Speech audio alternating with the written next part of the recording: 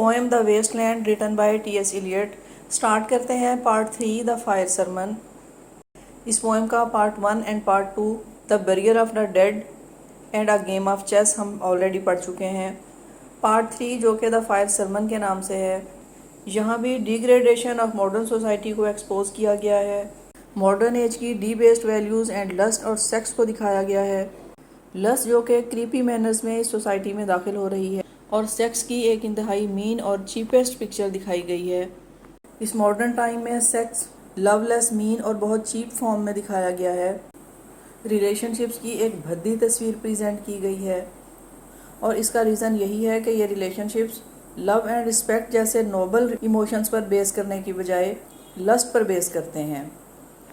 यहाँ poet poem के इस पार्ट को इस तरह से स्टार्ट करता है। The river stand is broken, the last fingers of leaf clutch and sink into the wet bank. The wind crosses the brown land unheard, the nymphs are departed, sweet Thames run softly till I end my song. The river stand is broken, कि river का tent तोड़ दिया गया है। अब यह tent क्या हो सकता है? तो हमें आइडिया यही मिलता है कि दरिया के किनारे पर लगे हुए घने पेड़ जो कि इस पर टेंट की तरह से साया किए रहते हैं, इन्हें तोड़ दिया गया है या ख़त्म कर दिया गया है। शायद इन दरख्तों को काट दिया गया है या ये खुश्क हो चुके हैं। The last fingers of leaf clutch and sink into the wet bank. The last fingers of leaf it mean कुछ आखिरी बचे हुए पत्ते। Sink into the wet bank, ये भी इस दरिया के गीले किनारे में डूब गए हैं। The wind crosses the brown land, और हवा इस ब्राउन लैंड पर से गुजरती है। ब्राउन लैंड रिवर के लिए इस्तेमाल किया गया है। हवा इस ब्राउन लैंड यानी कि रिवर पर से क्रॉस करती है, गुजरती है अनहर्ड, जबकि ये अनहर्ड है, इसे कोई नहीं सुनता, ये सुनाई नहीं देती। द निम्स आर डिपार्टेड, अब निम्स यहाँ से जा चुकी हैं, वो इस दरिया को छोड़ चुकी हैं। इनफैक्ट इन लाइन्स में पोएट रिवर थेम्स का जिक्र करता है और उस वक्त को याद करता है जब यहाँ रिवर थेम्स में मरमेड्स हुआ करती थी। मरमेड्स जिसको कि हम जल परी भी कहते हैं, whose upper part of body is like a girl and the lower part of body is like a fish. यहाँ उसकी निम्स से मुराद यही मरमेड्स हैं। The nymphs are departed, now this river Thames is no more a holy river, और यहाँ जो mermaids हुआ करती थी वो भी इसे छोड़कर जा चुकी हैं। इसके बाद वो कहता है sweet Thames run softly till I and my song. इस लाइन में हमें पता चलता है कि ये जिस रिवर के किनारे है और जिस रिवर की बात करता है इट इज़ रिवर थेम्स, जिससे कि मुखातिब होते हुए वो ये कहता है कि प्यारे रिवर आहिस्ता बहो, धीरे से बहो, till I and my song, जब तक कि मैं अपने सॉन्ग को ख़त्म कर लूँ। ऐसा लगता है कि पोएट को ये खौफ भी है कि ये स्वीट थेम जो कि उसे गुजरे हुए वक्त की याद दिलाता है, कहीं ऐसा ना हो कि ये रिवर भी ख़त्म हो जाए। इसे डर है कि वो जिस रिवर के किनारे पर है, अगरचे ये रिवर पहले के जैसा नहीं है, अब यहाँ मरमेड्स नहीं हैं और इसका टेंट भी ब्रोकन हो चुका है, but still this river is here and with this river past memories are here. लेकिन ये रिवर थेम्स एक यादगार की तरह से यहाँ मौजूद है। पोएट यहाँ अपने पास्ट को याद करता है और इस पार्ट में ये लाइन रिपीट करता है कि sweet Thames run softly till I and my song, कि स्वीट थेम्स धीरे से बहो यहाँ तक कि मैं अपना सॉन्ग ख़त्म कर लूँ। The river bears no empty bottles, sandwich papers, silk handkerchiefs, cardboard boxes, cigarette ends, or other testimony of summer nights. The nymphs are departed, and their friends, the littering ears of city directors, departed, have left no addresses.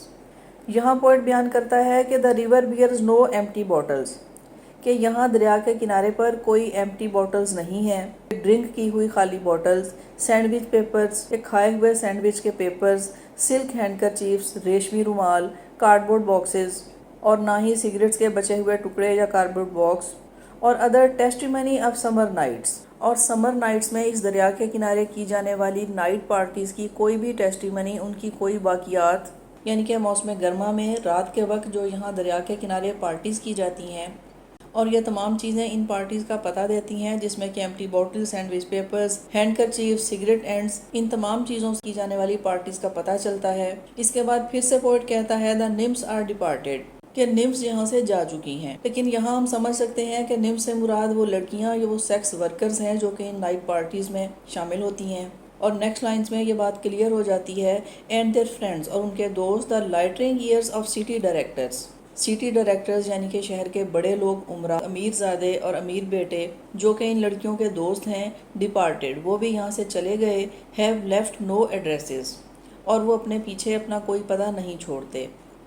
Opening line में वो इस हॉली levers और NIMS mermaids की बात करते हैं कि जब रिवर थेम्स इंतहाई साफ़ और शफाफ था और यहाँ मरमेड जल परियाँ आया करती थीं, लेकिन अब यहाँ इसके किनारे शहर के उमरा और रईस ज़ादे आया करते हैं और इनके साथ इनकी दोस्त लड़कियाँ और सेक्स वर्कर्स हुआ करती हैं। लेकिन ये लड़के इन्हें अपना एड्रेस बताकर नहीं जाते, ये अपने पीछे अपना पता नहीं छोड़ते ताकि ये लड़कियाँ इन्हें तलाश ना कर पाएँ। इस तरह से हमें यह पता चलता है कि इनके दरमियान कोई पायदार या रिस्पेक्टेबल रिलेशनशिप का कोई तस्वुर नहीं है। उनके दरमियान ये इंजॉयमेंट और फ्रेंडशिप सिर्फ और सिर्फ लस्ट पर बेस करती है। इसके बाद पोएट बयान करता है, by the waters of lemon I sat down and wept, sweet Thames run softly till I and my song, sweet Thames run softly for I speak not loud और long, but at my back in a cold blast I hear the rattle of the bones and chuckle spread from ear to ear। यहाँ waters of lemon को हम lake lemon समझ सकते हैं, lake of lemon जो कि Switzerland में है। पोएट कहता है कि मैं यहाँ वाटर्स ऑफ लेमन के किनारे पर बैठा और रोया। इसके बाद फिर वो कहता है, sweet Thames run softly till I and my song, कि स्वीट थेम्स धीरे से बहो यहाँ तक कि मैं अपना सॉन्ग ख़त्म कर लूँ। Sweet Thames run softly I speak not loud और लॉन्ग, कि स्वीट थेम धीरे से बहो, मैं ज़्यादा नहीं बोलूँगा और मैं लाउड नहीं बोलूँगा। कि वो पसंद नहीं करता कि वो अपनी किसी भी बात से इस स्वीट और हॉली रिवर को कोई तकलीफ़ दे, जिसके लिए वो रिवर से मुखातिब होते हुए कहता है कि मैं ज़्यादा वक्त नहीं लूँगा, कि मैं ज़्यादा कुछ नहीं कहूँगा और ना ही मैं कुछ ऐसा सख्त बोलूँगा जो कि तुम्हें बुरा लगे। But at my back in a cold blast I hear, कि मौसम सरमा में ठंड के वक्त मैं अपने पीछे अपनी बैक पर कुछ आवाज़ें सुन सकता हूँ। The rattles of the bones, और ये आवाज़ें क्या हैं? These are the rattles of the bones, ये हड्डियों के खड़खड़ाने की आवाज़ है। And chuckle spread from ear to ear, chuckle हंसी की आवाज़ को कहा जाता है, दबी हुई हंसी, spread from ear to year, जो कि एक ईयर से दूसरे ईयर की तरफ फैलती है, कि एक दूसरे को सुनते हुए, एक दूसरे की जानिब देखते हुए दबी दबी हंसी, कि मैं दबी हंसी की आवाज़ सुन सकता हूँ और हड्डियों की खड़खड़ाहट को सुनता हूँ। इस पोएम में पोएट ने बार बार रैटल ऑफ बोन का जिक्र किया है। दरअसल ये वर्ल्ड वॉर फर्स्ट में होने वाली हॉरिबल डिस्ट्रक्शन का जिक्र है, जो कि जगह जगह दिखाई देती है और पोएट इसे शिद्दत से महसूस कर सकता है। उसे ऐसा ही लगता है कि वो जहाँ भी है, जिस जगह भी है, वहाँ मुर्दा लोग दफन हैं और वो इन मुर्दा लोगों की हड्डियों की खड़खड़ाहट सुनता है। इसके बाद पोएट बयान करता है, a rat crept softly through the vegetation, dragging its slimy belly on the bank, while I was fishing in the dull canal on a winter evening round behind the gas house, musing upon the king my brother's wreck and on the king my father's death before him। इस winter season को continue करते हुए poet लिखता है, a rat crept softly through the vegetation, vegetation यानी कि जो थोड़ी सी नबातात, घास फूस वगैरह दरिया के किनारे पर उगा है, इसी वेजिटेशन यानी कि घास फूस में एक रैट चलता हुआ आता है। Dragging its slimy belly on the bank, कि इस गीले बैंक और इस पर पड़ी हुई गंदगी की वजह से इस चूहे का बैली, इसका पेट जो कि चिपचिपा हो चुका है, वो इसे घसीटते हुए आगे बढ़ता है। While I was fishing in the dull canal, जबकि मैं इस डल कैनाल में फ़िशिंग कर रहा था।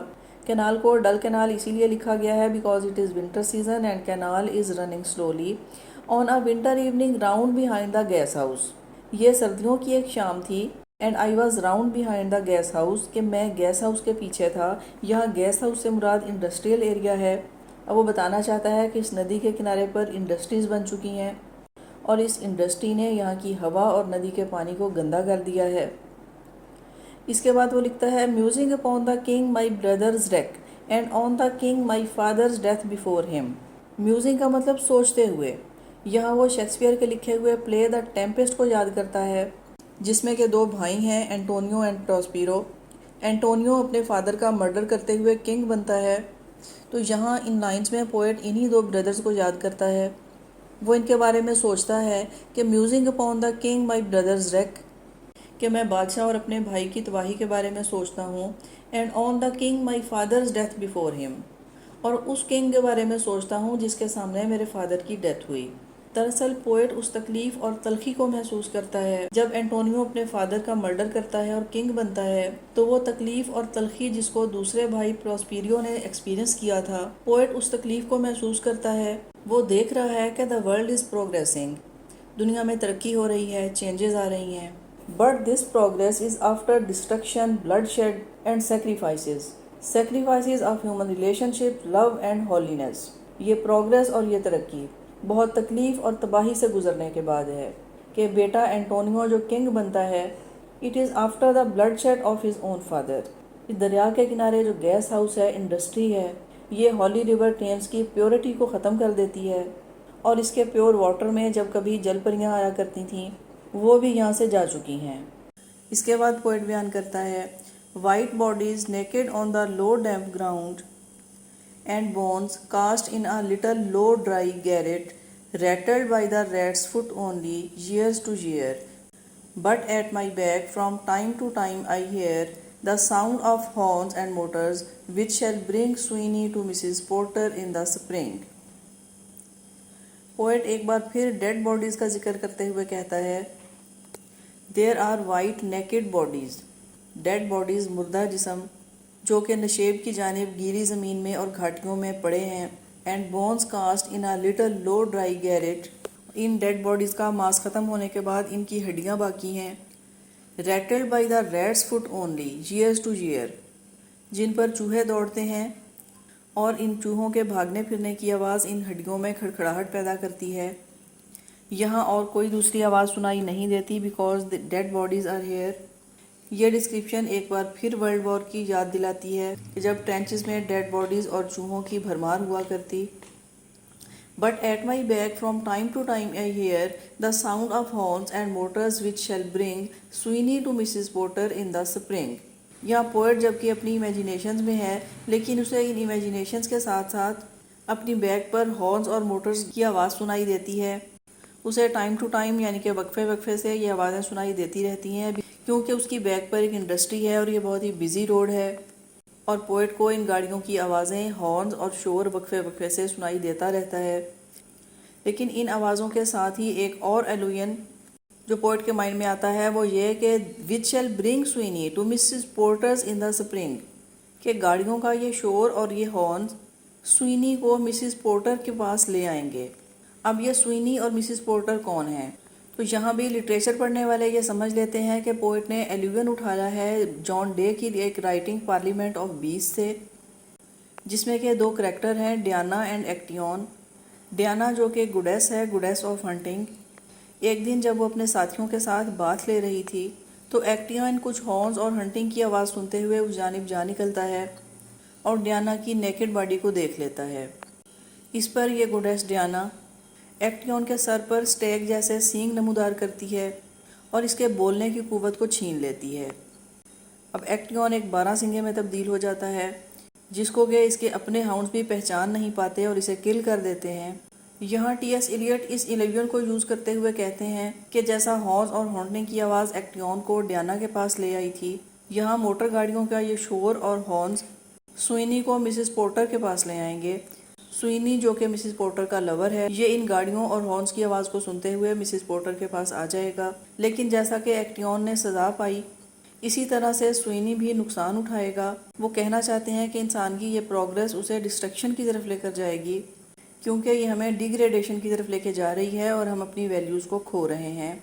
ओ the moon shone bright on Mrs Porter and on her daughter. इसके बाद फ्रेंच लैंग्वेज में एक लाइन लिखी गई है जिसका कि मतलब है O those children's voice singing in the dome. और बताया गया है कि मिसिस पोर्टर के साथ उनकी एक बेटी है और ये दोनों माँ बेटी सोडा वाटर में अपने पाँव धोती हैं कि चूँकि रिवर का पानी बहुत पोल्यूटेड हो चुका है, इतना गंदा कि वो उसमें पाँव नहीं धो सकती, और ये रिवर टेम्स के गंदे पानी में पाँव धोने की बजाय सोडा वाटर से पाँव धोती हैं।